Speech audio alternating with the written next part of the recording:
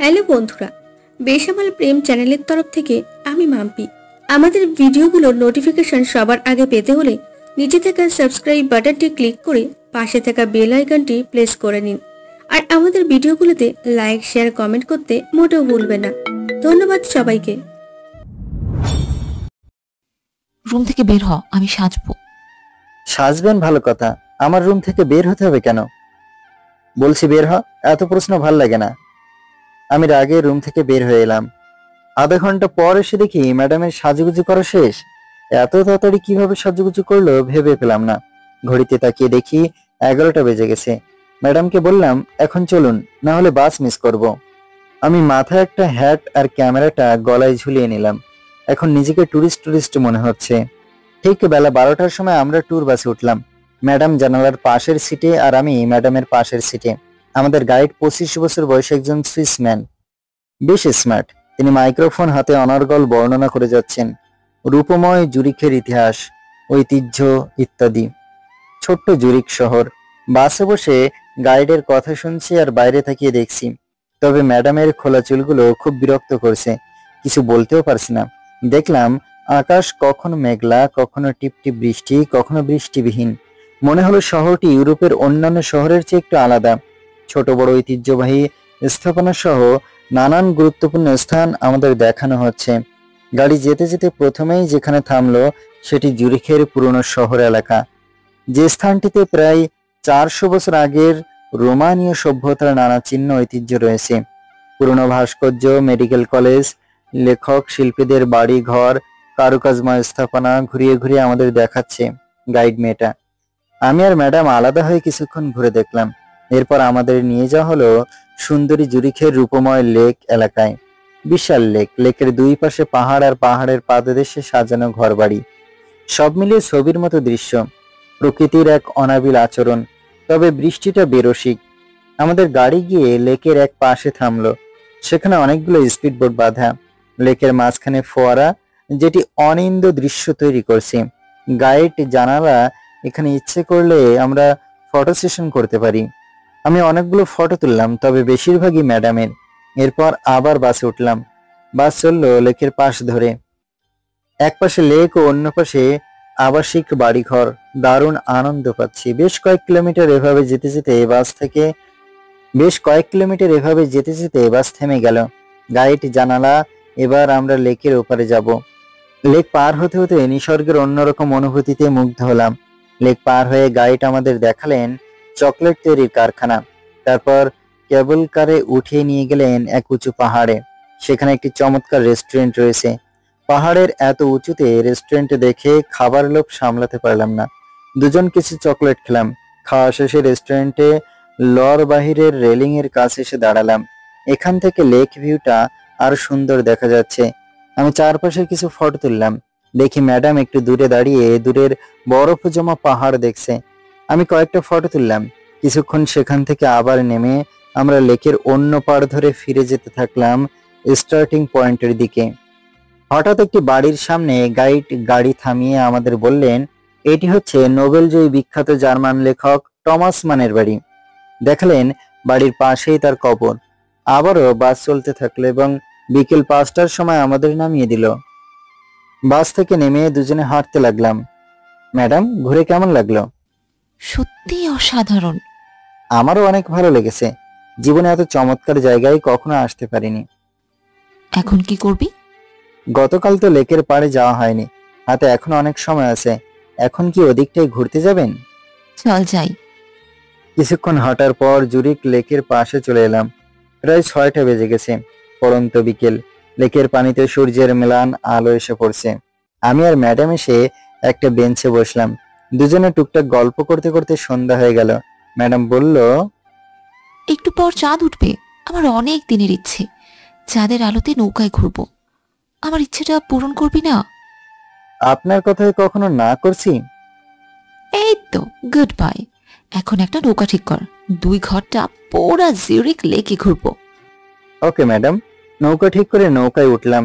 ততক্ষণে চাঁদ উঠে গেছে। চাঁদের আলোয় চারিদিকে অপরূপ এক দৃশ্য হয়ে এসেছে। আমি মুগ্ধ নয়নে সেগুলো দেখছি। কখন যে 2 ঘন্টা হয়ে গেল বুঝতেই পারলাম না। নৌকা থেকে নেমে হেঁটেই হোটেলে আসলাম। রাতের খাবার হোটেল থেকে অর্ডার করলাম। কিছুক্ষণ পর সে খাবার দিয়ে গেল। খেয়ে শুয়ে পড়লাম। মাঝরাতে ঘুম ভেঙে গেল। পাশে তাকিয়ে দেখি ম্যাডাম নাই। এত রাতে মেয়েটা কোথায় গেল? কিছুক্ষণ অপেক্ষা করলাম, এলো না। ব্যালকনি থেকে হাসির আওয়াজ আসতে লাগলো। এত রাতে ব্যালকনিতে হাসছে কে? ম্যাডাম নয় তো? দেখার জন্য বিছানা থেকে নেমে অতি সন্তর্পণে হেঁটে দরজাটা ধাক্কা দিলাম। দেখি ম্যাডাম হেসে হেসে কার সাথে যেন কথা বলছে। আমি চুপ করে চলে আসলাম, যাতে ম্যাডাম টের না পায়। বিছানায় ঘুমের ভান করে শুয়ে আছি, কিন্তু ঘুম আসছে না। আধা ঘন্টা হয়ে গেল, কিন্তু ম্যাডাম এখনো এলো না। কিছুক্ষণ পর ম্যাডাম এসে শুয়ে পড়লো। আমি অমনি রইলাম। আজকে বেশ দেরিতে ঘুম ভাঙলো। দেখি ম্যাডাম পাশে নাই। ফ্রেশ হয়ে এসে দেখি ম্যাডাম রুমে, হাতে নাস্তার প্যাকেট। হঠাৎ আজকে কি মনে করে নাস্তা আনতে গেল? কিছুই বুঝলাম না। আপনি কেন নাস্তা আনতে গেলেন? প্রতিদিন তুই আনিস, আজকে না হয় আমি আনলাম। এভাবে আপনার একটা বের হওয়া ঠিক না, রাস্তায় বিপদ হতে পারে। দিনের বেলায় কিছু হবে না। আমি আর কথা না বলে নাস্তা করে নিলাম। কিছুক্ষণ পর দুজনে মিলে ঘুরতে বের হলাম। আজকে সারা শহর ঘুরলাম, অনেক কিছু দেখলাম। পরিষ্কার একটা শহর। দুপুরে একটা রেস্টুরেন্টে খেতে আসলাম। এই রেস্টুরেন্টের প্রায় সব কর্মীরা অন্ধ, আর যারা খেতে আসে তাদের সবার চোখ বেঁধে খেতে হয়, যাতে অন্ধ মানুষদের কষ্ট কিছুটা হলে অনুভব করতে পারে। আমি আর ম্যাডাম পাশাপাশি বসলাম। একটা ওয়েটার এসে আমার হাতে 2 টুকরো মোটা কালো কাপড় দিয়ে বলল, এটা আপনাদের চোখে বেঁধে নিন, আর কি খাবেন অর্ডার করুন। আমি আর ম্যাডাম খাবারের অর্ডার করলাম। এরপর ম্যাডাম আমার চোখ বেঁধে দিল। আমি হাতড়ে হাতড়ে ম্যাডামের চোখও বেঁধে দিলাম। এখন নিজেকে সত্যি সত্যি অন্ধ মনে হচ্ছে। ওয়েটার টেবিলে খাবার রেখে বলল, খেয়ে নিন। আমি কষ্টে খাবারটা শেষ করলাম। সত্যি খাওয়াটা অনেক কষ্টকর ছিল। চোখে কাপড় সরিয়ে দেখি ম্যাডামের খাওয়া হয়নি। সে প্রতিবারই খাবার খেতে গিয়ে মুখে না নিয়ে গালের পাশে, না হয় ঠোঁটের উপরে লাগছে। এটা দেখে আমার হেসে কুটি কুটি হওয়ার অবস্থা, কিন্তু কষ্টে হাসি চেপে রাখলাম। একটু পর ম্যাডামের খাওয়া শেষ হলো। আমি উঠে গিয়ে বিল দিয়ে আসলাম, আর ওয়েটারের হাত থেকে ক্যামেরাটা নিয়ে আসলাম, কারণ ওয়েটারকে বলেছিলাম আমাদের দুজনের খাওয়া যেন ভিডিও করা হয়। রেস্টুরেন্ট থেকে বের হয়ে আসলাম। বিকেলে আরো ঘুরে রাতে হোটেলে আসলাম। এভাবে আরো একদিন জুরিক শহরে কেটে গেল। আজ বের্ন শহরে যাব। ইচ্ছে ছিল আল্পস পর্বতমালা দেখব, কিন্তু সত্যি সত্যি যে দেখতে পারবো তা কখনো ভাবিনি। সকাল সকাল বাসে করে বের্ন শহরে চলে আসলাম। বের্ন শহরটা মূলত শিল্পনগরী, তবে ওল্ড সিটিতে দেখার মতো অনেক জায়গা আছে। দুজনে বের্ন শহরের ওল্ড সিটিতে একটা হোটেলে উঠলাম। সারা দুপুর হোটেলে কাটালাম। বিকেলে দুজনে মিলে হেঁটে ওল্ড সিটিটা ঘুরে দেখতে লাগলাম। অনেক পুরাতন ভাস্কর্য আছে। আমার এসব কৃত্রিম দৃশ্য ভালো লাগে না। প্রাকৃতিক দৃশ্য দেখার মধ্যে অন্যরকম মজা আছে। হাঁটতে হাঁটতে ওল্ড সিটির শেষ প্রান্তে এসে গেলাম। এখান থেকে আল্পস পর্বতমালার দেখা যাচ্ছে। মনে হচ্ছে সাদা বরফের রাজ্য। ইচ্ছে হচ্ছে হাতে দিয়ে ছুঁয়ে দিতে। ম্যাডাম কখন এসে পাশে দাঁড়িয়েছে টের পাইনি। হঠাৎ ম্যাডামের ডাকে আমার হুঁশ এলো। এতক্ষণ আল্পস পর্বতমালার নিয়ে কত কিছু ভাবছিলাম। এত মনোযোগ দিয়ে কি দেখিস? সামনে তাকিয়ে দেখুন, একটা বরফের রাজ্য, আর তার পাশ দিয়ে বয়ে চলেছে প্রশস্ত হ্রদ। এর চেয়ে ভালো দৃশ্য কোথায় পাবো? অনেক সুন্দর, কালকে আমরা ওখানে যাব। ওল্ড সিটি ঘুরে হোটেলে চলে এলাম। হোটেলে এসে খেয়ে শুয়ে পড়লাম। কিছুক্ষণ পর ম্যাডাম উঠে গিয়ে ফোনে কথা বলতে লাগলো। এত হেসে হেসে কথা বলার কি আছে বুঝি না। ধুর, ভাল লাগে না। ইচ্ছে হচ্ছে কোষে কয়েকটা লাগিয়ে দেই, কিন্তু আঙ্কেলের মেয়ে বলে বেঁচে গেল। আগে দেশে গিয়ে নেই, তারপর সব উসুল করে তুলব। সকালে উঠে এই হোটেল থেকে আল্পস পর্বতের কাছের একটা হোটেলে শিফট হলাম। পর্বতের এই হোটেলে আসতে অন্যরকম অভিজ্ঞতা হলো। রাস্তা যে এত ভয়ানক হতে পারে জানা ছিল না। খাড়া পাহাড়ের গা কেটে বানানো রাস্তা, পাশে রেলিং খুব কম আছে, আর রাস্তাটা অনেক আঁকা বাঁকা, ঢেউ খেলানো। ম্যাডাম তো ভয়ে আমাকে জড়িয়ে ধরেছিল। অনেক ঝাক্কি ঝামেলা পেরিয়ে আমার স্বপ্নের রাজ্যে পদার্পণ করলাম। হোটেলে ব্যাগপত্র রেখে বেরিয়ে পড়লাম প্রাকৃতিক সৌন্দর্য উপভোগ করতে। ম্যাডাম আগে, আমি ওনার পিছে। জায়গাটা অনেক সুন্দর। হাঁটতে হাঁটতে আল্পস পর্বতমালার সবচেয়ে বড় পর্বত মন্টে বিয়ানকো, ফরাসি মন্ট বিয়ানকো এর কাছে চলে আসলাম। বাংলায় এর অর্থ শুভ্র পর্বত। এটা ভূপৃষ্ঠ থেকে 4808 মিটার উঁচু। উপরে তাকালে মনে হয় ওখানে মেঘ জমে আছে। ইচ্ছে হচ্ছে উপরে উঠে মেঘ শুয়ে আসি। ম্যাডাম বলল, উপরে যাবি? পাহাড়ে চড়তে হলে প্রশিক্ষণ নিতে হয়। আমার জানা মতে আপনি কখনো পাহাড়ে ক্লাইম্বিং করেন নাই। আর মঁ ব্লঁ অনেক ভয়ানক পর্বত, এ পর্যন্ত অনেক পর্বতারোহী জীবন দিয়েছে। এর থেকে একবার যদি পড়েন তাহলে কিন্তু আস্ত থাকবেন না। যাই হোক, আমি উপরে যাবই। জীবনে ঝুঁকি না নিলে কিছু করা যায় না। আমি একা থেকে কি করব? আপনার সাথে তাহলে আমিও যাব। আমি পাশে একটা ক্যাম্প দেখলাম, সম্ভবত ওরা পর্বতে চড়বে। আমি ওদের কাছ থেকে জানলাম ওরা কিছুক্ষণ পর মঁ ব্লঁতে আরোহণ করবে। আমি আর ম্যাডাম ওদের টিমে যোগ দিতে চাইলাম। ওরা রাজি হয়ে গেল। ওদের একজনের কাছ থেকে জানতে পারলাম এখন পাহাড়ে ওঠা আগের মতো কঠিন নেই। আমি আর ম্যাডাম প্রয়োজনীয় জিনিস নিয়ে রেডি হয়ে গেলাম। কিছুক্ষণ পর ওদের সাথে পর্বত ক্লাইম্বিং করার জন্য চলতে থাকলাম। মঁ ব্লঁয়ের চূড়ায় উঠতে প্রায় সন্ধ্যা হয়ে গেল। উপরে অনেক ঠান্ডা, তারপর নিঃশ্বাস নিতে কষ্ট হচ্ছে। আমাদের টিম লিডার বলল বেশিক্ষণ দেরি করা যাবে না, নিচে নামতে হবে। কিছুটা নিচে একটা বেস ক্যাম্প আছে, ওখানে সবাই রাত কাটিয়ে সকালে নামতে হবে। আর দেরি না করে ব্যাগ থেকে ক্যামেরা বের করে আশেপাশের কয়েকটা ফটো তুললাম। নিচ থেকে মনে হয়েছিল মেঘগুলো মঁ ব্লঁর সাথে বেঁধে আছে, কিন্তু এখন মেঘ পেলাম না। তবে মেঘগুলোকে কাছ থেকে দেখার সুযোগ পেলাম। ম্যাডাম বলল তার ফটো তুলতে, কয়েকটা তুললাম। এরপর ম্যাডাম আমার কয়েকটা ফটো তুললো। এরপর গ্রুপের একজনকে বললাম আমার আর ম্যাডামের একসাথে ফটো তুলে দিতে। সে আমাদের অনেকগুলো ফটো তুলে দিল। নিজেকে এখন অনেক ভাগ্যবান মনে হচ্ছে, কারণ আমার ইচ্ছেটা পূরণ হয়েছে। রাতটা বেস ক্যাম্পে কাটিয়ে সকালে নেমে আসলাম। ম্যাডামকে দেখে মনে হচ্ছে অনেক খুশি। একটু পর ম্যাডাম আমাকে জড়িয়ে ধরলো। ম্যাডাম কি করছেন? অনেক, আমি আজকে অনেক খুশি। তোকে অনেক ধন্যবাদ। আমি এমন কিছু করিনি যার জন্য ধন্যবাদ দিতে হবে, বরং ধন্যবাদ আপনাকে দেওয়া উচিত। আপনার জন্য আমার স্বপ্নটা পূরণ হলো। এখন থেকে তোর স্বপ্ন আমি পূরণ করব। আসতে বলল, আমি শুনতে পেলাম না। বিড়বিড় করে কি বলছেন? কিছু না, তাড়াতাড়ি যেতে হবে, আজকে রাতে ফ্লাইট। আচ্ছা চলেন। একটা গাড়ি ভাড়া করে হোটেলে এলাম। সারা রাস্তা ম্যাডাম আমার কাঁধে মাথা রেখে এসেছে, মানা করতে চেয়েও পারিনি। হোটেলে এসে ব্যাগপত্র নিয়ে বের হয়ে আসলাম। হোটেলের বাইরে এসে একটা উবার গাড়ি ভাড়া নিলাম। গাড়িটা শপিং মলে এসে থামাতে বললাম। ম্যাডাম বলল এখন কি কিনবি? আঙ্কেলের জন্য কিছু কিনতে হবে। ভালো কথা মনে করেছিস, চল সাথে আমিও যাব। আমি আঙ্কেলের জন্য একটা রোলেক্স ঘড়ি কিনলাম, আর ম্যাডামের জন্য অনেক রকমের চকলেট, সাথে একটা সোনার চেইন। মনে হলো এটা ম্যাডামের গলায় সুন্দর মানাবে। শপিং শেষে বাইরে এলাম, ম্যাডামও চলে এলো। এরপর গাড়ি চললো জুরিক শহরের উদ্দেশ্যে। রাত 10টার ফ্লাইট, এখন বিকেল 5টা বাজে। 1.5 ঘন্টার ভেতর জুরিক ইন্টারন্যাশনাল এয়ারপোর্টে চলে আসলাম। সবকিছু চেক করার পর তবেই প্লেনে যাওয়ার অনুমতি মিলল। আগের মতো ম্যাডাম প্লেনের জানালার কাছে, আমি তার পাশে। প্লেন আকাশে উড়াল দিল। ম্যাডাম তখন বাইরে তাকিয়ে আছে। প্লেন কিছুক্ষণের মধ্যে মেঘের উপর দিয়ে চলতে লাগলো। কয়েক ঘন্টা পর ঢাকায় প্লেন ল্যান্ড করলো। এয়ারপোর্ট থেকে বের হয়ে এলাম। একটা ট্যাক্সি ভাড়া করে বাসায় চলে আসলাম। আঙ্কেল বাসায় ছিল। আমাদের এভাবে আসতে দেখে অনেকটা অবাক হয়ে বলল, 15 দিনের জন্য সুইজারল্যান্ড গেলে আর 10 দিনের মাথায় চলে এনেছে। আব্বু, 10 দিন তো লাগেনি সব ঘুরে দেখতে। তাছাড়া তোমাকে অনেক মিস করেছি, থেকে আর কি করব, তাই চলে এলাম। অনেক জার্নি করে এসেছো, তোমরা রুমে গিয়ে বিশ্রাম করো। আমরা আর কথা না বাড়িয়ে রুমে চলে আসলাম। খুব ঘুম পাচ্ছে, তাই ব্যাগপত্র রেখে বিছানায় গায়ে এলিয়ে দিলাম। ম্যাডামও মানা করলো না। ভালোই হলো, এখন শান্তিতে ঘুমাতে পারবো। কখন ঘুমিয়ে পড়ছি টেরও পাইনি। হঠাৎ মুখের উপর ভেজা কিছুর অনুভব করলাম। চোখ খুলে দেখি ম্যাডাম একটা পানির মগ হাতে নিয়ে দাঁড়িয়ে আছে। আমাকে পানি দিলেন কেন? ইচ্ছে হয়েছে দিয়েছি, কি করবি? অনেক কিছু তো করতে ইচ্ছে করে। তুই যে ভীতু, কিছুই করতে পারবি না।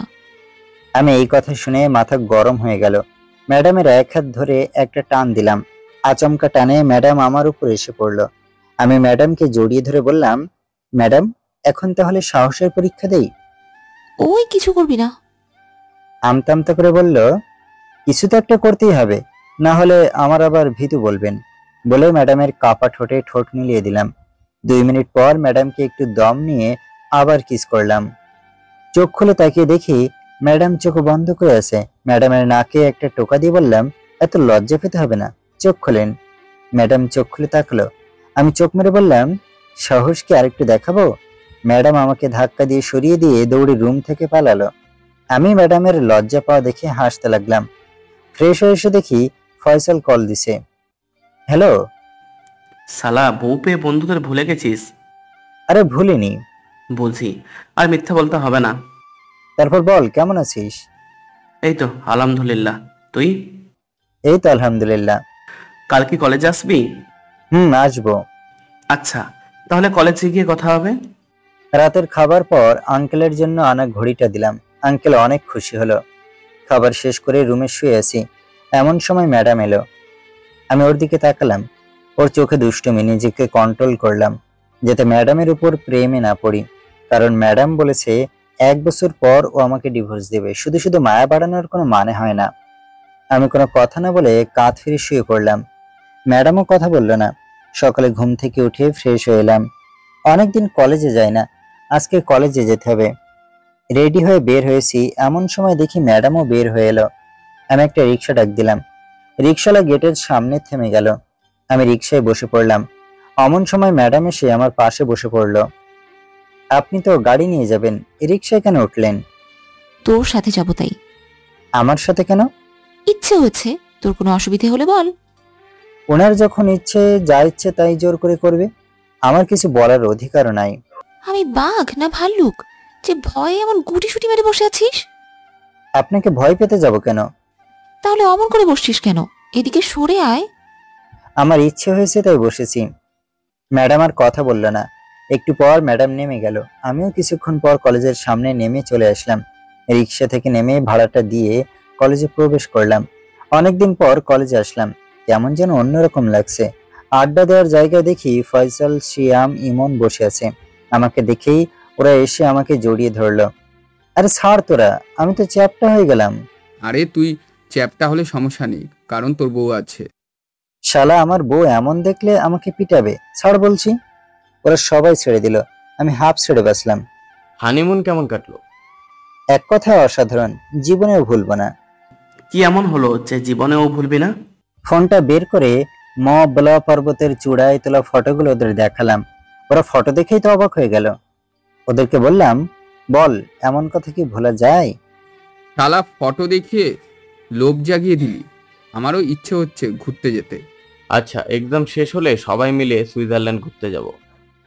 আরো কিছুক্ষণ আড্ডা দিয়ে ক্লাসরুমে গেলাম। একটু পর স্যার এলো। আমাকে অনেকদিন পর দেখে বলল, এতদিন ক্লাসে আসোনি কেন? স্যার আসলে ঘুরতে গেছিলাম। সামনে তোমার এক্সাম আর এখন ঘোরাঘুরি করছো? এত ঘোরাঘুরি মোটেও ঠিক না। এই কয়েকদিনে অনেক পড়া পিছিয়ে গেছো, কারো কাছ থেকে পড়াগুলো জেনে নিও। আচ্ছা স্যার। আমি যতক্ষণ দাঁড়িয়েছিলাম মায়া ততক্ষণ আমার দিকে তাকিয়েছিল। ব্যাপারটা আমাকে বেশ বিব্রত করেছে। ক্লাস শেষে বের হচ্ছে এমন সময় মায়া আমার হাত ধরে টান দিল। আমি এক ঝটকায় হাত ছাড়িয়ে নিয়ে বললাম, এ কি করছেন? কে দেখলে কি ভাববে? কে কি ভাবলো সেটা নিয়ে আমার কিছু আসে না। কিন্তু আমার আসে। অনেক, তোমার সাথে আমার গুরুত্বপূর্ণ কথা আছে। কি কথা? এখানে না, পার্কে চলো। দেখুন, আপনার সাথে পার্কে যাওয়ার মতো আমার কোনো ইচ্ছে নাই। তুমি এখনো কি আমার উপর রেগে আছো? আমি কারো উপর রাগি না। তাহলে আমাকে ব্লক করে রাখছো কেন?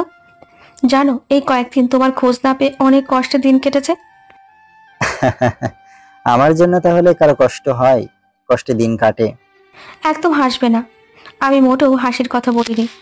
কিন্তু আমার কাছে হাসির মনে হয়েছে। আচ্ছা, তোমার ফোনটা দেখি। কি করবেন? আমার নাম্বার আনব্লক করব। তাতে কি হবে? তোমার সাথে কথা বলবো। আমার সাথে কথা বলে কি লাভ? অনেক কিছু, সেটা তোমাকে বুঝতে হবে না। আচ্ছা, আমার যে বিয়ে হয়েছে এটা জানেন?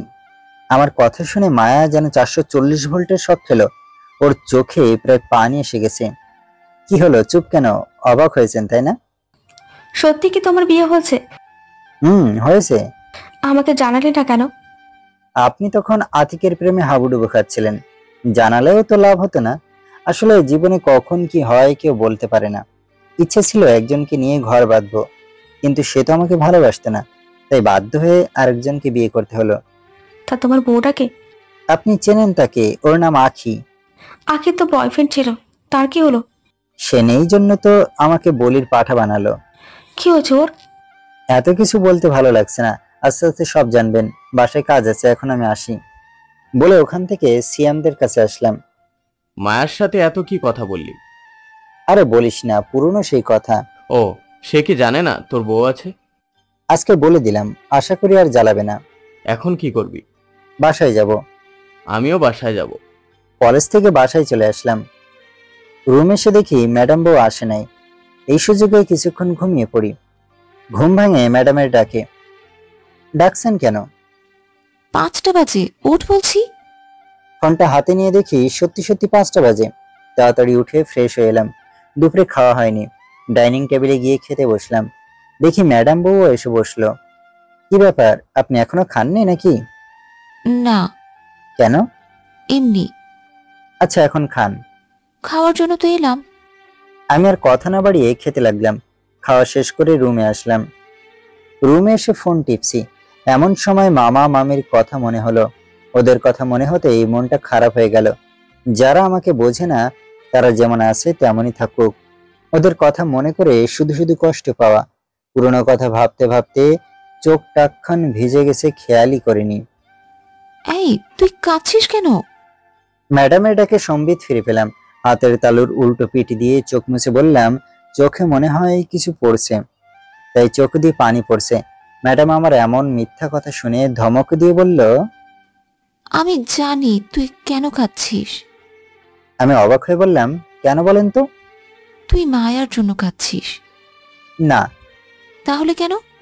বললাম তো চোখে কিছু গেছিল। আবার মিথ্যে বলছিস? জানি তোর চোখে কিচ্ছু যায়নি, আর সত্যি না বললে কিন্তু তোর ভালো হবে না। আসলে আব্বু আম্মুর কথা অনেক মনে পড়ছে, তাই কখন যে চোখে দিয়ে পানি বের হয়ে এসেছে বুঝতে পারিনি। ও। আমি ওয়াশরুম থেকে ফ্রেশ হয়ে এলাম। রাতে আঙ্কেল, আমি আর রাখি ম্যাডাম বসে গল্প করছি। এমন সময় আঙ্কেলের ফোনে কল এলো। আঙ্কেল কিছুক্ষণ কথা বলে কল কেটে দিল। কথা বলার আগে আঙ্কেল হাসি খুশি ছিল। কথা বলার পর উনার মুখটা কেমন ভার লাগছে। আঙ্কেলকে বললাম, কোনো সমস্যা কি? রাজশাহীতে আমাদের কোম্পানির একটা শাখা আছে। ওখানে নাকি একদল চাঁদাবাজরা ঝামেলা করছে। চাঁদাবাজরা বলছে 1 কোটি টাকা না দিলে কোম্পানির রাজশাহী শাখাটা নাকি বন্ধ করে দিবে। এখন ম্যানেজার ফোন করে আমাকে যেতে বলছে। তাহলে তো অনেক বড় সমস্যা। এই জন্য আমাকে এখনই যেতে হবে। ম্যাডাম এতক্ষণ চুপ ছিল। এবার ম্যাডাম বলল, আব্বু, তুমি তো বলেছিলে অনেককে মাঝে মাঝে কোম্পানিতে যেতে, কিন্তু ও একদিনও যায়নি। আমি বলি কি, এই সমস্যাটা অনেককে ডিল করতে দাও, দেখি ওর মাথায় কোম্পানি চালানোর কেমন বুদ্ধি আছে। কিন্তু মা, এতে তো রিস্ক আছে। রিস্ক না নিলে জীবনে সফলতা আসে না। বাবা অনেক কি পারবে? আব্বু, তুমি চিন্তা করো না, আমি ওর সাথে যাব। আমি আর রাজশাহীতে যেতে চাই না, কিন্তু ম্যাডাম দেখছি আমাকে বিপদে ফেলে দিল। ওখানে গেলে তো পুরাতন কথা মনে হয়ে যাবে, নিজেকে সামলাতে পারবো না। এই জন্য আঙ্কেলকে মানা করতে চাইলাম, কিন্তু ম্যাডাম তো বলতে দিল না। আমাকে হাত ধরে রুমে নিয়ে আসলো। কি ব্যাপার, আমাকে রুমে আনলেন কেন? তুই রাজশাহী যাবি, এজন্য তোকে নিয়ে রুমে আসলাম। আমি রাজশাহী যাব না। কেন? আমার পরীক্ষা আছে। ওসব পরীক্ষা দিয়ে কি হবে? এমনি তো সব তোর। ম্যাডাম ভুলে যাচ্ছেন 1 বছর পর সব শেষ হয়ে যাবে। তখন আর আমার এসব কিছুই থাকবে না। এসব আপনার আপনার না পড়লেও চলবে, কিন্তু আমার রেজাল্ট খারাপ হলে আমার ফিউচার নষ্ট হবে। তখন আমি কি করব? ম্যাডাম আমার কথা শুনে মন খারাপ করে ফেললো, কিন্তু একটু পরই নিজেকে সামলে নিয়ে বলল, আব্বুকে কথা দিয়েছি, প্লিজ না করিস না। এরপর থেকে আর এমন কাজ করব না। এইবারই কিন্তু শেষ, আর আমাকে দিয়ে কিছু করাতে পারবেন না। আচ্ছা। আমার কয়েকটা শর্ত আছে, ওগুলো মানলে রাজশাহী যাব। বল শুনি, কি তোর শর্ত? 1, কোনো ঘোরাঘুরি চলবে না।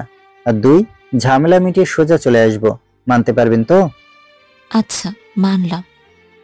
বলে ম্যাডাম একটা হাসি দিল। সে হাসি দেখলে মনের ভেতর প্রেম জেগে ওঠে। সকালে রেডি হয়ে গাড়ি নিয়ে চললাম রাজশাহীতে। আমি ড্রাইভিং সিটে। গাড়ি তীর বেগে এগিয়ে চলছে ঢাকা রাজশাহী হাইওয়ে দিয়ে। 5 ঘন্টা পর রাজশাহীতে পৌঁছলাম। চিরচেনা শহর। এই 2 বছরে অনেক কিছু বদলে গেছে, কিন্তু মনে হচ্ছে সবকিছু আগের মতো আছে। আঙ্কেলের দেওয়া ঠিকানা মতো একটা 8 তলা বাসার সামনে এসে গাড়ি থামালাম। গাড়িটা বাসার আন্ডারগ্রাউন্ড পার্কিং লটে পার্ক করে আসলাম। সিঁড়ি দিয়ে দোতলায় উঠে এলাম। পুরো দোতলাটা আঙ্কেল কিনেছে। থাকার মতো সবকিছু আছে ফ্ল্যাটটায়।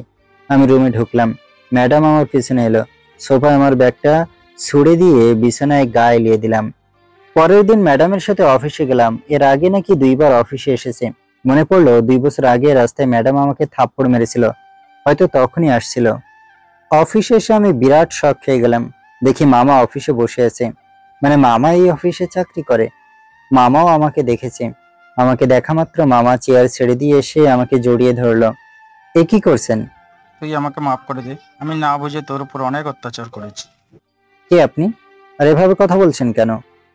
জোরে কথাটা বললাম আমি। আমার জোরে কথা শুনে রুমের প্রায় সবাই আমাদের দিকে তাকালো। মামা সেদিকে খেয়াল না করে আবার বলল, তোরে মারার পর থেকে নিজের ভেতরে কেমন লাগছিল, কিন্তু সকালে এসে দেখি তুই রুমে নাই। সেখানে পড়ে আছে আমার দেওয়া ফোন আর তোর দেওয়া চিঠি। এরপর তোকে আমি সারা সময় খুঁজেছি, কিন্তু কোথাও খুঁজে পাইনি। পরে তোর কলেজে খোঁজ নেই, সেখান থেকে জানতে পারি তোর সব সার্টিফিকেট তুলে নিয়ে কোথাও চলে গেছিস। এতদিন পর তোকে পেয়েছি, আজ আর তোকে ছাড়ছি না। দেখুন মিস্টার, আমি আপনাকে চিনি না। বাবা অনেক, আমি জানি তুই আমার উপর রেগে আছিস। আমি তো না বুঝে তোর সাথে অন্যায় করেছি, প্লিজ মাফ করে দে। আখি ম্যাডাম এতক্ষণ দাঁড়িয়ে সবকিছু শুনছিল। কথার আগামাথা না বুঝে বলল, অফিসের ভেতরে কি হচ্ছে সব? মামা বলল, ম্যাডাম, অনেক আমার বোনের ছেলে 2 বছর আগে রাগ করে বাসা থেকে চলে যায়। আজকে ওকে এতদিন পর দেখে নিজেকে আটকে রাখতে পারিনি, তাই ওর কাছে ছুটে এসেছি। ম্যাডাম উনি যে সম্পর্কের কথা বলছেন সে সম্পর্ক আমার কাছে 2 বছর আগেই মরে গেছে। এখন আমার কাছে তারা সবাই মৃত। অনেক, এটা তুই বলতে পারলি? 2 বছর আগের অনেক আর আজকের অনেকের মাঝে আছে আকাশ পাতাল ব্যবধান। এখন আমি সব বলতে পারি। ম্যাডাম আপনি চাইলে অফিসে থাকতে পারেন, কিন্তু আমার এখানে এক মুহূর্ত থাকা সম্ভব না। আমি চললাম বলে অফিস থেকে বের হয়ে আসলাম। ম্যাডামও আমার পিছনে চলে আসলো। আমি গাড়িতে গিয়ে বসলাম, ম্যাডামও গাড়িতে গিয়ে বসলো। ওই লোকটা কে? আর অফিস থেকে এভাবে চলে আসলি কেন? আমি গাড়ির স্টিয়ারিং হুইলের উপর হাত দিয়ে চুপ করে আছি। আমাকে চুপ থাকতে দেখে ম্যাডাম আমার হাতের উপর হাত রাখলো। এরপর বলল, অনেক, আমার চোখের দিকে তাকাও। ম্যাডামের মুখে এই প্রথম তুমি শুনলাম। আমি চোখ তুলে তাকালাম। ম্যাডামের চোখে কেমন যেন জাদু আছে। ইচ্ছে করছে চেয়ে থাকি। নীরবতা ভেঙে ম্যাডাম বলল, ঘটনা কি, খুলে বলো। ম্যাডামের কথায় না করতে পারলাম না। ম্যাডামকে বললাম, বলবো, তবে এখানে নয়। কোনো রেস্টুরেন্টে বসি তাহলে? না, তাহলে কোথায় বলবে? আপনার সাথে যেখানে প্রথম দেখা হয়েছিল সেখানে। সে তো ঢাকাতে। আমি এত দেরি করতে পারবো না, এক্ষুনি বলো। আমি কোনো কথার উত্তর না দিয়ে গাড়ি ড্রাইভ করতে লাগলাম। ম্যাডামের মাঝে কয়েকবার বলেছে তাকে কোথায় নিয়ে যাচ্ছি। আমি কোনো প্রশ্নের জবাব দিইনি। 2 বছর আগে যেখানে ম্যাডামের সাথে দেখা হয় সেখানে এনে গাড়িটা থামালাম। ম্যাডাম বলল, এখানে কেন আনলে? এটা আমার কাছে অন্যরকম একটা জায়গা। যতদিন বেঁচে থাকবো ততদিন এখানকার স্মৃতি বয়ে বেড়াতে হবে। আর একজনকে দেখলেই সেই স্মৃতি বারবার সামনে চলে আসে। সে কে? সে কথা পরে বলি। তাহলে অফিসের ঘটনার কাহিনী বলো। আমার ছোটবেলায় বাবা মা মারা যাওয়া, সেখান থেকে নানু বাড়িতে, এরপর মামা বাড়ির সমস্ত কাহিনী সংক্ষেপে বললাম। সবকিছু শুনে ম্যাডাম বলল, ওরা তোমার সাথে অনেক অবিচার করেছে। মনে মনে বললাম, অবিচার তো আপনি কম করেন নাই। কিন্তু মুখে বললাম, এসব বাদ দিন, ওসব নিয়ে আর ভাবি না। তোমার মামাকে দেখে তো মনে হয়েছে উনি অনুতপ্ত। প্লিজ ম্যাডাম, ওদের হয়ে ছাপাই গাইবেন না। আমি যেমন আছি তেমনই ভালো আছি। আর এখান থেকে যত তাড়াতাড়ি কাজটা শেষ করতে পারবো তত তাড়াতাড়ি চলে যাব। আচ্ছা, এবার বলো, এই জায়গায় তোমার কি স্মৃতি আছে? আমি কিছুক্ষণ চুপ করে রইলাম। এরপর ভেবে বললাম, 2 বছর আগে এই রাস্তা দিয়ে যাচ্ছিলাম, তখন খেয়াল করলাম একটা মেয়ে কানে হেডফোন লাগিয়ে রাস্তা পার হচ্ছে। কিন্তু সে খেয়াল করেনি তার ডান দিক থেকে একটা ট্রাক তীব্র গতিতে তার দিকে এগিয়ে আসছে। ট্রাক চালক দূর থেকে কয়েকবার হর্ন দিছে, কিন্তু মেয়েটার হেডফোনের সাউন্ড ভেদ করে হর্নের শব্দ তার কানে পৌঁছায়নি। আমি গিয়ে মেয়েটার হাত ধরে টান দিলাম যাতে অ্যাক্সিডেন্ট না করে, কিন্তু মেয়েটা না বুঝে থাপ্পড় মারে, সাথে লোকজনকে দিয়েও মার খাওয়ায়। ম্যাডাম আমার কথা শুনে স্তব্ধ হয়ে গেছে। মনে হয় বুঝতে পেরেছে কার কথা বলছি। বুঝুক, তাতে আমার কিছু যায় আসে না। আরো কিছুক্ষণ ওখানে বসে রইলাম। ম্যাডাম পরে আর একটা কথাও বলেনি। আমি ম্যাডামকে বললাম, এখন চলুন বাসায় যাওয়া যাক। আমি উঠে ড্রাইভিং সিটে বসলাম। ম্যাডামও আমার পাশের সিটে বসলো। আমি ম্যাডামের দিকে তাকালাম। ওনার চোখ দুটো কেমন লাল আর ভেজা ভেজা লাগছে। আমি সব আমলে না নিয়ে গাড়ি চালাতে লাগলাম। বাসার নিচে এসে গাড়ি পার্কিং করে রুমে আসলাম। শুয়ে শুয়ে ভাবছি, এই চাঁদাবাজদের কি করা যায়। এখনো তো ওদেরকে দেখা হলো না। ম্যানেজারকে বলে ওদের সাথে একটু কথা বলা দরকার। ম্যানেজারকে ফোন করে বললাম চাঁদাবাজদের সাথে দেখা করার ব্যবস্থা করুন, আমি ওদের সাথে কথা বলতে চাই। ম্যানেজার কিছুক্ষণ পর বলল, বিকেল 5টায় পর্দা গার্ডেনে ওরা আপনার জন্য অপেক্ষা করবে। ওদের চিনব কিভাবে? লাভার পয়েন্টের 4 নাম্বার বেঞ্চে ওরা বসে থাকবে। সবার মাথায় স্পোর্টস ক্যাপ থাকবে। ধন্যবাদ ম্যানেজার সাহেব, আমি কিছুক্ষণ পর বের হব। আচ্ছা। বলে ম্যানেজার কল কেটে দিল। আমি হাত ঘড়িতে তাকিয়ে দেখি এখন 3টা বাজে। গাড়ি নিয়ে পৌঁছাতে 10 মিনিট লাগবে। আমি ওখানে আধা ঘন্টা আগে পৌঁছাতে চাই। আগে থেকে দেখতে চাই ওরা কারা। ম্যাডাম দেখি বিছানায় ঘুমিয়ে আছে, ভাবলাম ডাক দিব কিনা। আরেকবার ভাবলাম থাক, ঘুমাচ্ছে ঘুমাক। কিছুক্ষণ পাবজি গেম খেলে রেডি হয়ে গেলাম। 4টে বেজে গেছে, ম্যাডাম এখনো ঘুমাচ্ছে। এই মেয়ে এত ঘুমায় কি করে বুঝি না। আমি উঠে যেতে লাগলাম, এমন সময় ম্যাডাম বলল, আমাকে ফেলে কোথায় যাচ্ছ? আমি পিছন ঘুরে দেখলাম ম্যাডাম বিছানায় উঠে বসেছে। 20 সেকেন্ড আগে দেখলাম গভীর ঘুমে। আর এত তাড়াতাড়ি ঘুম থেকে উঠলো কিভাবে? তার মানে ম্যাডাম এতক্ষণ কি ঘুমের ভান করেছিল? কি হলো, বলছো না কেন? এই একটু বাইরে যাব। একটু বাইরে যাবে না? নিশ্চয়ই কোথাও ঘুরতে যাবে। আমিও তোমার সাথে যাব। পড়লাম মহা বিপদে। এখন তো সাথে করে নিয়ে যাওয়া মানে বিপদ আরো বাড়ানো। তাই ম্যাডামকে সবকিছু বুঝিয়ে বললাম। সব শুনে ম্যাডাম বলল, আমি আগেই নেমে পড়বো, তোমার কাজে কোনো অসুবিধা হবে না।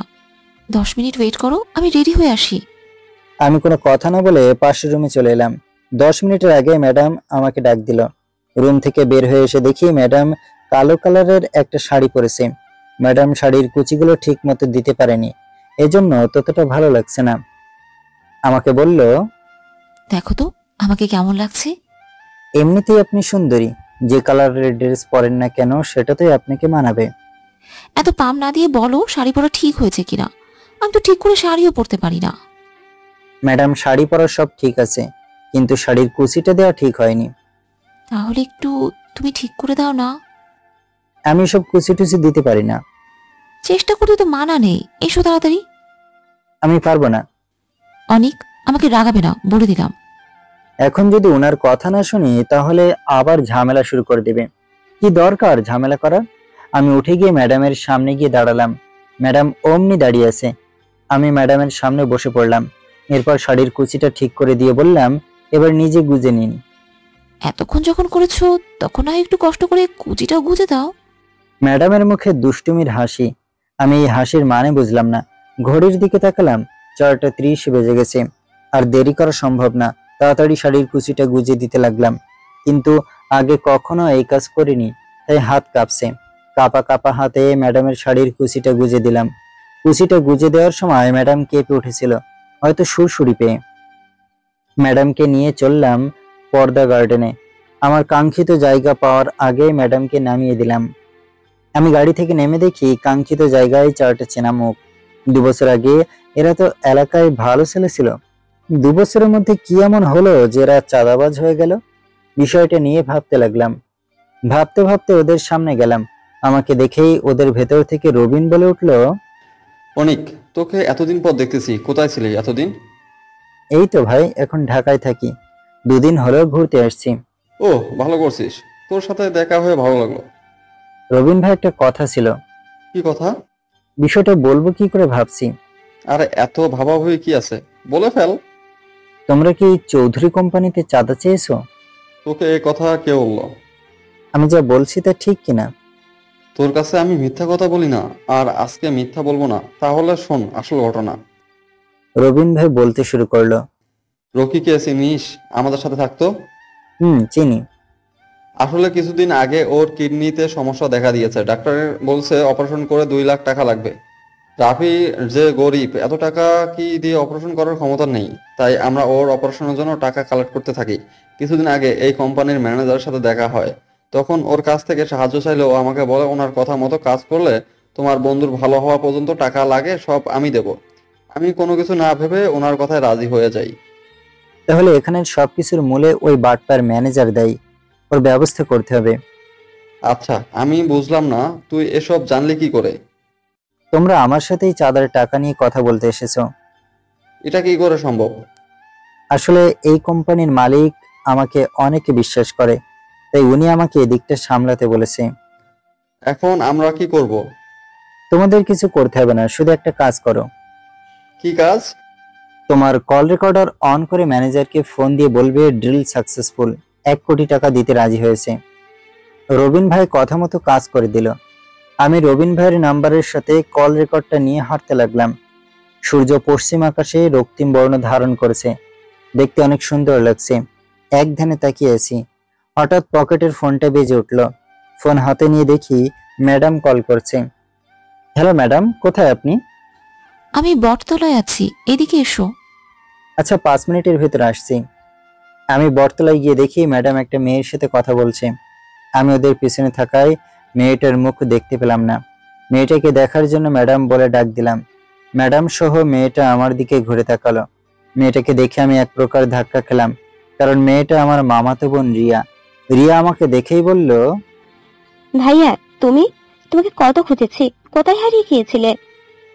এভাবে রিয়ার সাথে দেখা হবে ভাবতেও পারিনি। নিজেকে সামলে নিয়ে বললাম, আমি তো তোদের কেউ না, এত খোঁজ করার কি আছে? এভাবে কথা বলছো কেন? এখন এর চেয়ে ভালোভাবে কথা বলতে পারি না। আচরণ ওসব কথা বাদ দে, বল কেমন আছিস? এই তো ভালো আছি, তুমি কেমন আছো? আল্লাহর রহমতে আগের থেকে অনেক ভালো আছি। এখন কোথায় আছো? আমার ঠিকানা জেনে কি করবি? কিছু না, এমনি জিজ্ঞাসা করলাম। সীমা আপু কিছুদিন আগে তোমার কথা বললো। খবরদার ওই মেয়ের নাম আমার সামনে মুখে আনবি না। আচ্ছা, নিব না। এখন একটু বসো, তোমার সাথে অনেক কথা আছে। আমি রিয়ার সাথে কথা বলতে লাগলাম। আখি ম্যাডাম আমাদের কথা শুনছে। রিয়া এখনো মনে হয় জানে না আমি আখির সাথে এসেছি। আমি রিয়াকে থামিয়ে বললাম, তোকে তো আমার ম্যাডামের সাথে পরিচয় করিয়ে দেওয়া হয়নি। আমি আখির দিকে ইঙ্গিত করে বললাম, ইনি হচ্ছেন আমার ম্যাডাম, নাম আখি। আমি ওনার সাথে কিছুক্ষণ আগেই পরিচিত হয়েছি, কিন্তু জানতাম না উনি তোমার ম্যাডাম। ম্যাডাম, আপনি আমার ছোট বোনের সাথে কথা বলুন, আমি ততক্ষণে খাবার জন্য কিছু আনি। রিয়া ফুচকা খেতে অনেক পছন্দ করে। আগে ওকে অনেক ফুচকা খাইয়েছি। আমি ওদের দুজনের জন্য 2 প্লেট ফুচকা আনলাম। ফুচকা পেয়ে দুজনে অনেক খুশি হয়েছে। সন্ধ্যা পর্যন্ত আড্ডা দিলাম। এরপর ম্যাডামকে বললাম, ম্যাডাম এখন আমাদের যেতে হবে। হ্যাঁ চলো। রিয়াকে বললাম, একা যেতে পারবি তো? আমি যেতে পারবো। ওই এই সন্ধ্যার সময় তুমি ওকে কোন হিসেবে এখানে রেখে যাবে? রিয়া, তুমি আমার সাথে গাড়িতে এসে বসো। অনেক, তুমি রিয়াকে বাসায় নামিয়ে দিয়ে তবেই বাসায় যাবে। ধমকের সুরে ম্যাডাম কথাগুলো বলল। ওরা দুজন গাড়ির পিছনের সিটে বসলো। আমি ড্রাইভিং সিটে বসে গাড়ি স্টার্ট দিয়ে ড্রাইভ করতে লাগলাম। কিছুক্ষণের মধ্যে রিয়াদের বাসার সামনে চলে আসলাম। রিয়া গাড়ি থেকে নেমে গেল। আমি গাড়ি ঘুরিয়ে বাসায় চলে আসলাম। বাসায় এসে আঙ্কেলকে ফোন করে ম্যানেজারের সব কীর্তিগুলো বললাম, আর সাথে রবিন ভাইদের কিভাবে ব্যবহার করেছে তাও বললাম। সব শুনে আঙ্কেল বলল, কালই অফিসে গিয়ে ম্যানেজারকে বলবে স্বেচ্ছায় চাকরি ছেড়ে দিতে, আর তা করলে ওর বিরুদ্ধে আইনগত ব্যবস্থা নিব। সব প্রমাণ আমাদের দিকে আছে। আচ্ছা আঙ্কেল। গুড জব অনেক, আমি এখন রাখি। আচ্ছা আঙ্কেল বলে কল কেটে দিল। ম্যাডাম বিছানায় বসে ফোন টিপছে। আমার কথা শেষ দেখে বলল, তোমার বোনটা কিন্তু অনেক কিউট। জানি আমি। ওকে বললে না কেন আমি তোমার বউ?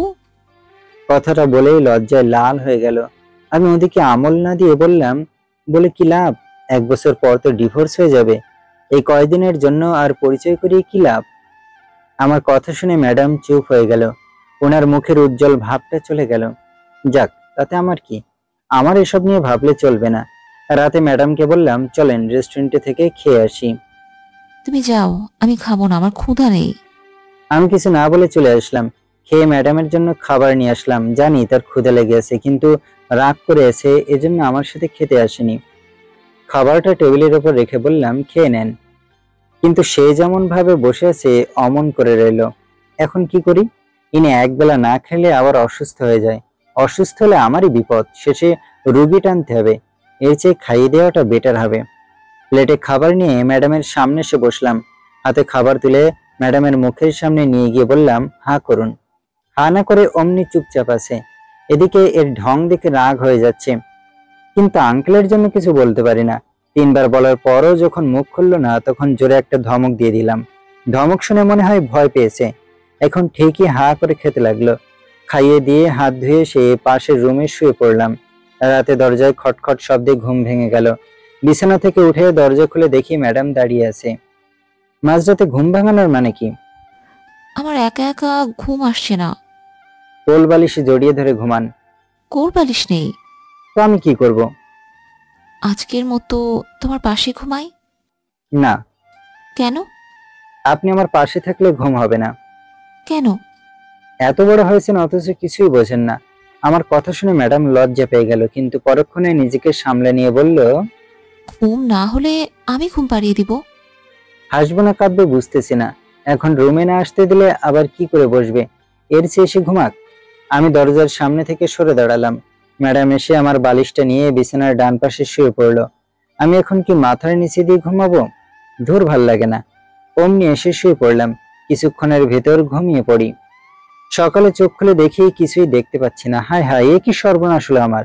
রাতে তো ভালো চোখ ছিল, তাহলে রাতের ভেতর এই কাজ কে করলো? বুকটাও ভারী লাগছে। হাত দিয়ে দেখি ম্যাডাম আমাকে বালিশে বানিয়ে ঘুমিয়েছে, আর ওনার মাথার চুলগুলো আমার চোখ ঢেকে রেখেছে। যাক বাবা, বাঁচা গেল। ভাবছিলাম চোখ দুটো হারালাম নাকি। ম্যাডামকে হালকা ধাক্কা দিয়ে ডাকতে লাগলাম। একটু পর ওনার চোখ খুললো। চোখ খুলে আমাকে বলল, এইভাবে আমাকে জড়িয়ে ধরে আছো কেন? কোনো কুমতলব মাথায় আছে নাকি? আমার বয়ে গেছে বলে ম্যাডামকে আমার উপর থেকে গড়িয়ে দিলাম। ম্যাডাম খাটে উঠে বসলো, আমার দিকে তাকিয়ে বলল, আর একটু ঘুমাতে দিলে না কেন? আমাকে কি বালিশ পেয়েছেন? শখ কত! অনেক শখ। সরুন, এত নাটক করতে হবে না, আমার অফিসে যেতে হবে, অনেক কাজ পড়ে আছে। আমি আর কথা না বলে ফ্রেশ হয়ে নাস্তা করে অফিসে চলে আসলাম। বদমাইশ ম্যানেজারকে বরখাস্ত করা হলো, তাও অফিসের সবার সামনে। কেউ কোনো কথা বলল না। ম্যানেজার যাবার সময় বলল আমাকে দেখে নেবে। অফিস থেকে বাসায় এসে দেখি ম্যাডাম রিয়ার সাথে গল্প করছে। রিয়া এখানে কিভাবে এলো? ওর তো ঠিকানা পাওয়ার কথা না, তাহলে কিভাবে আসলো? মনে হচ্ছে ম্যাডামই আসতে বলেছে, তা না হলে ও তো কখনো আসতে পারতো না। রিয়া বলল, ভাইয়া তোমাকে বেশ কয়েকবার কল করেছি, কিন্তু মনে হয় তুমি বিজি আছো। বিজি ছিলাম, এজন্য ফোনের দিকে খেয়াল ছিল না। তিনজন আড্ডা দিতে দিতে দুপুর গড়িয়ে গেল। আমি ওদেরকে বললাম, চলো তিনজনে মিলে বাইরে কোথাও লাঞ্চ করি। ওরা দুজন আমার কথায় সায় দিল।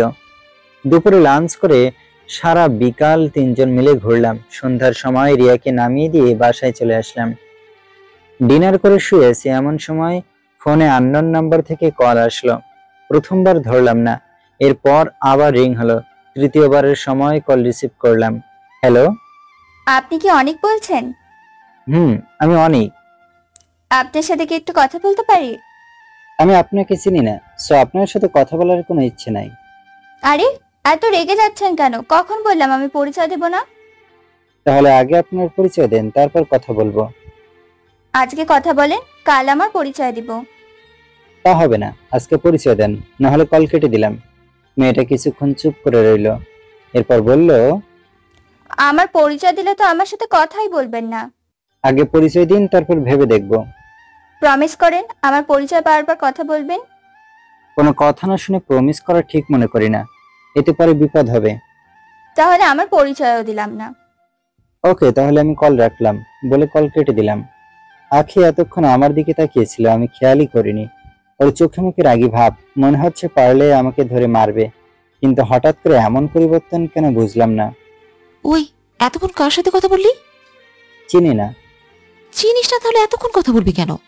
আমি যার সাথে কথা বলি, তাতে আপনার সমস্যা কোথায়? অনেক সমস্যা আছে। কি কি সমস্যা শুনি? বলা যাবে না।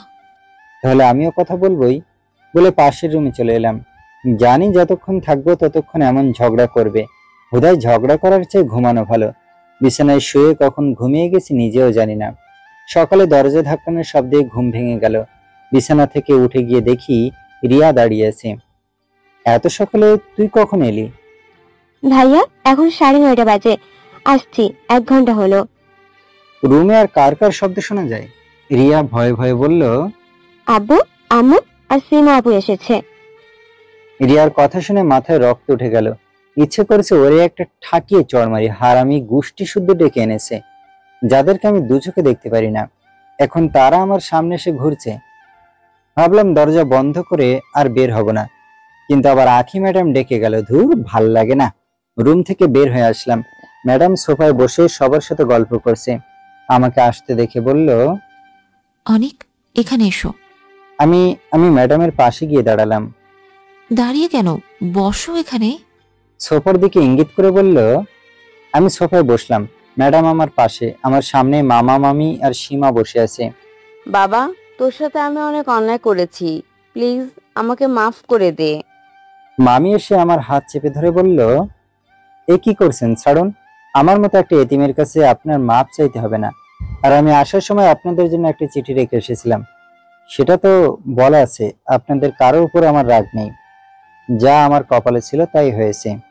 বাবা, তাহলে বাসায় ফিরে চল। আমি ওখান থেকে একেবারে চলে এসেছি, আর কখনো বাসায় যাব না। ভাইয়া প্লিজ চলো, তোমাকে ছাড়া বাড়ি ফাঁকা ফাঁকা লাগে। আমি সেই অতীত আর মনে করতে চাই না। আমাকে আমার মতো থাকতে দিন।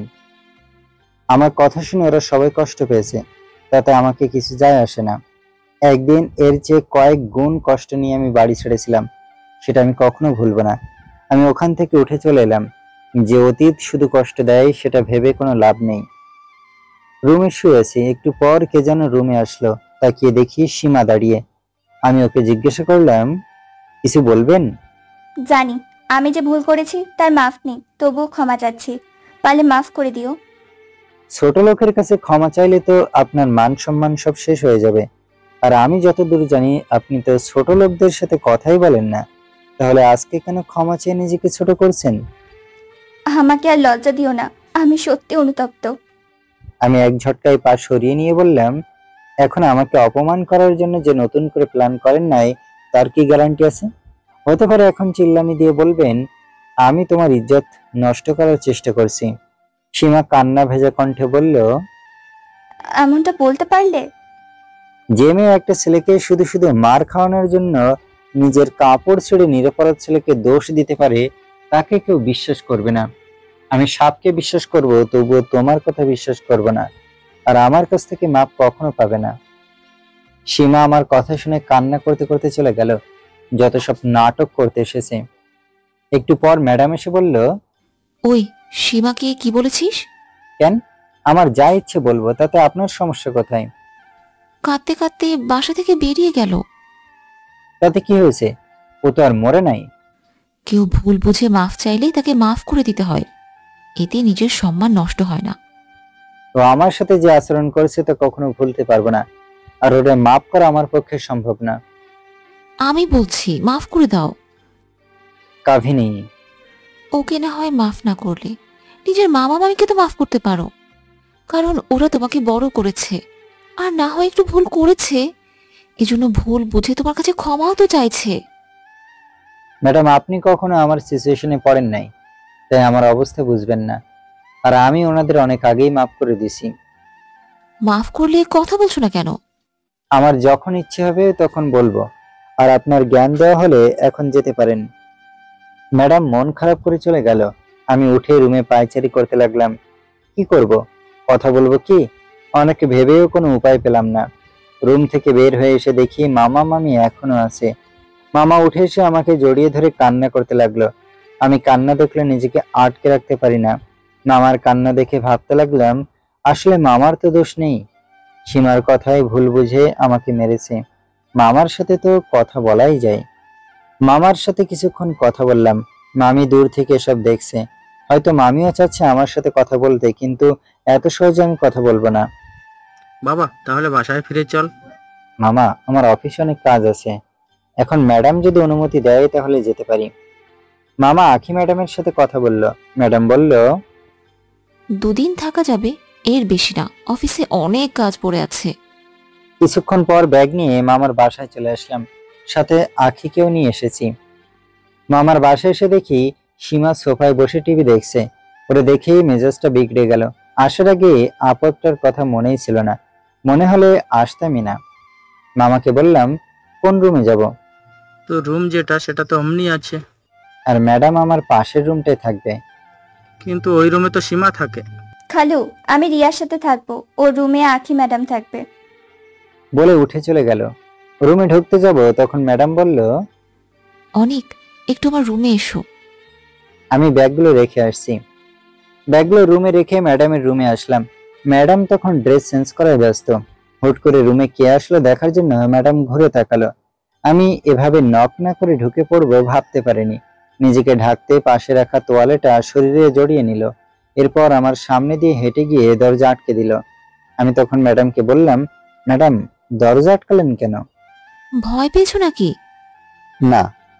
তাহলে বলছো কেন? যদি কেউ দেখে ফেলে তাহলে কি ভাববে? আমরা কিছু করছি নাকি? করিনি, কিন্তু এভাবে সামনে থাকলে নিজেকে কন্ট্রোল করতে পারবো না। তাই বুঝি? হুম। আচ্ছা, তোমাকে যে জন্য ডেকেছি। কি জন্য? আমি ভাবছি মামাকে এখানকার কোম্পানির ম্যানেজার বানাবো। সেটা তো ভালোই হয়।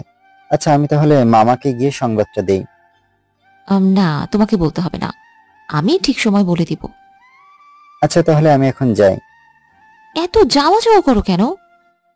আপনি যেভাবে আছেন এভাবে থাকলে কিছু হয়ে যেতে পারে, তখন আমাকে দোষ দিতে পারবেন না। দেখি তুমি কি করতে পারো।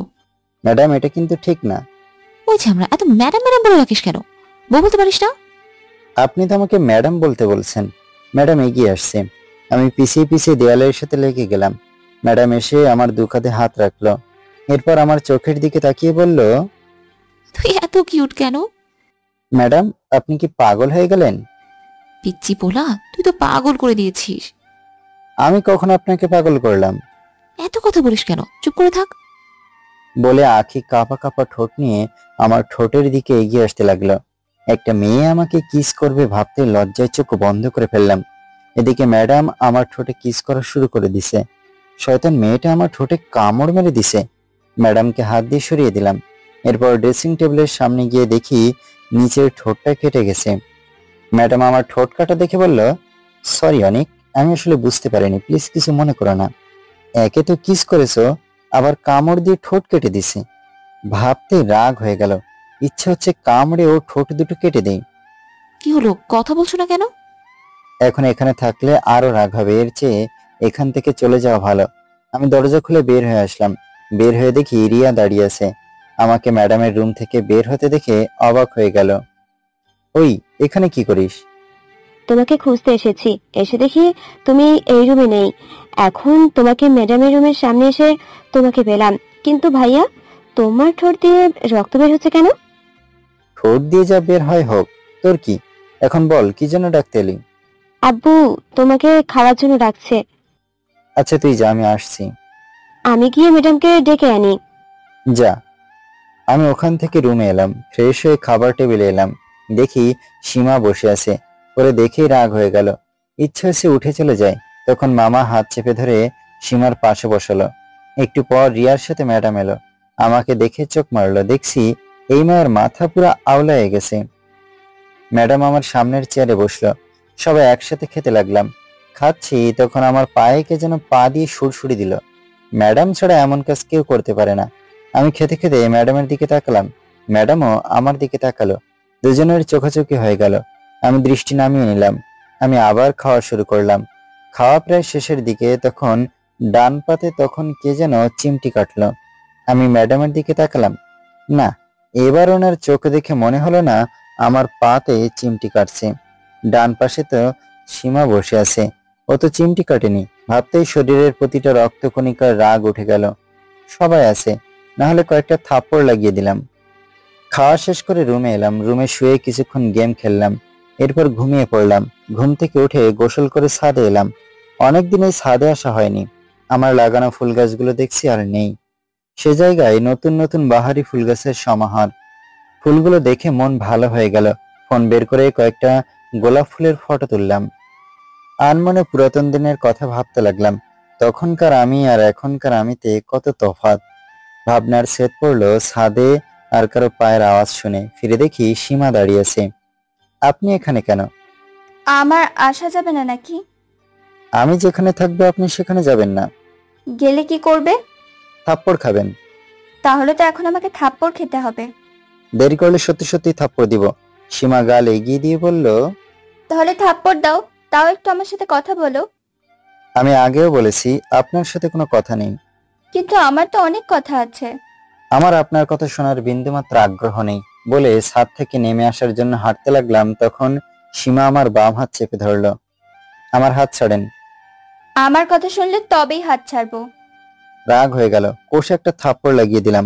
থাপ্পড় খেয়ে তবুও আমার হাত ছাড়লো না। আরেক গালে দিলাম আরেকটা থাপ্পড়, তবুও হাত ছাড়লো না। দুটো থাপ্পড় দিয়ে আমার অনেকটা রাগ কমে গেছে, আর থাপ্পড় দিতে ইচ্ছে করছে না। দুটো মেরেই রাগ কমে গেল?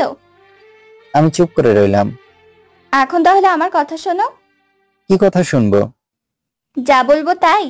5 মিনিটের ভেতর বলবেন।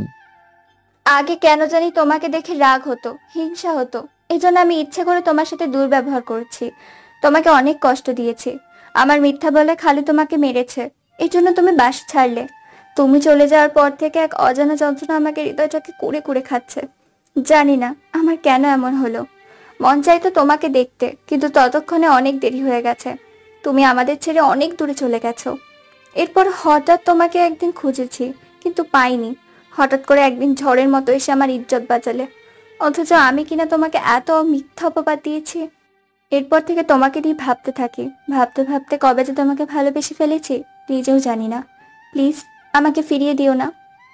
তোমার বউ হয়ে যাতে তোমার পাপের প্রায়শ্চিত্ত করতে পারি, সেই সুযোগটা আমাকে দাও।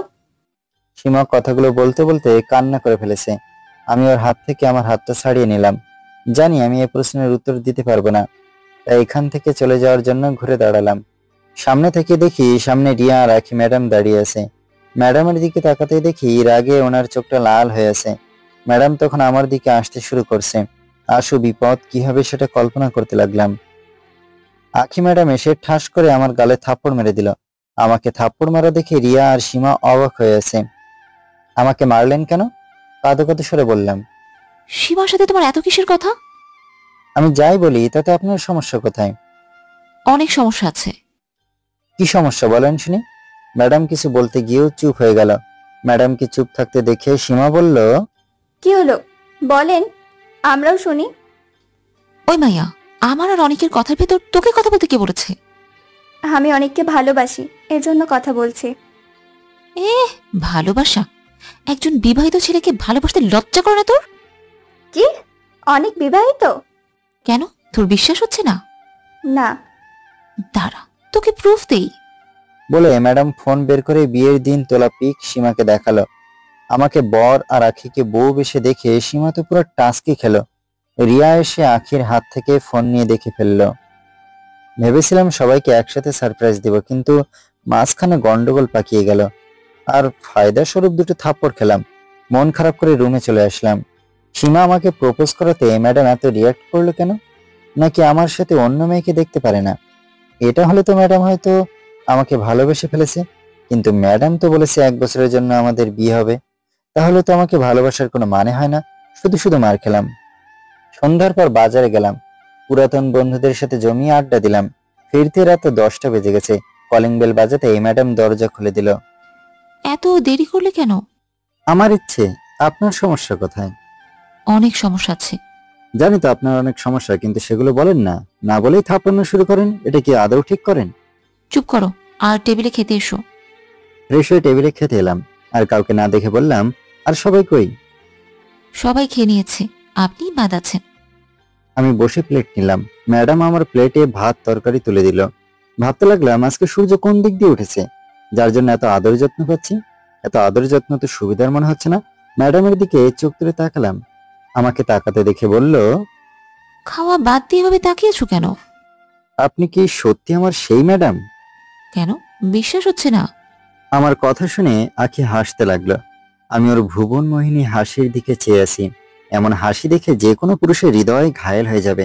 আমারও এর ব্যতিক্রম হলো না। ইচ্ছে হচ্ছে খাওয়া বাদ দিয়ে এভাবে তাকিয়ে থাকি, কিন্তু ম্যাডাম এসব দেখলে মাইন্ড করবে, তাই খাওয়ার দিকে নজর দিলাম। খেতে খেতে ভাবলাম ম্যাডামকে জিজ্ঞাসা করি খেয়েছে কিনা। ম্যাডাম খেয়েছেন? কিছু বললে? বললাম আপনি কি খেয়েছেন? তোমার খাওয়া শেষ হলে তারপর খাবো। কেন খাননি? এমনি, এখন থেকে রোজ এমন করেই খাবো। না, আপনার আমার সাথে খেতে হবে, বলে ম্যাডামের হাত ধরে আমার পাশের চেয়ারে বসলাম। নিজেই প্লেটে ভাত তরকারি তুলে দিলাম। হঠাৎ আমার মনে হলো এসব আমি সম্মোহিতের মতো করছি। নিজেকে সামলে নিয়ে খেতে আরম্ভ করলাম। খাওয়া শেষ করে রুমে এসে দেখি আমার রুমে ম্যাডামের ব্যাগপত্র। এসব এখানে কে আনলো ভাবতে লাগলাম। আমার কোনো দোষ নেই, রিয়া তো জেনে গেছে আমি তোমার বউ। এই জন্য আমাকে জোর করে তোমার রুমে শিফট করেছে। আখি ম্যাডাম এসে আমার পাশে বসলো। আমার ভেতরে কেমন এক প্রকার অজানা শিহরণ বয়ে গেল। হঠাৎ আমার এমন হলো কেন? আমি কি ম্যাডামের প্রতি দুর্বল হয়ে গেছি? না, আমাকে ম্যাডামের প্রতি হওয়া যাবে না। কিছু ভাবছো?